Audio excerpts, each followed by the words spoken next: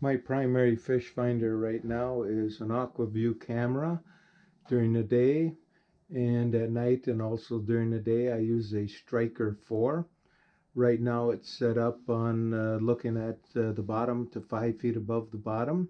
And what you're seeing on a red line is my sinker and my minnow.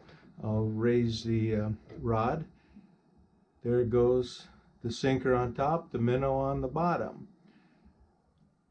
Now I can go to my other rod. In Minnesota, we're allowed to have 2 rods in the winter.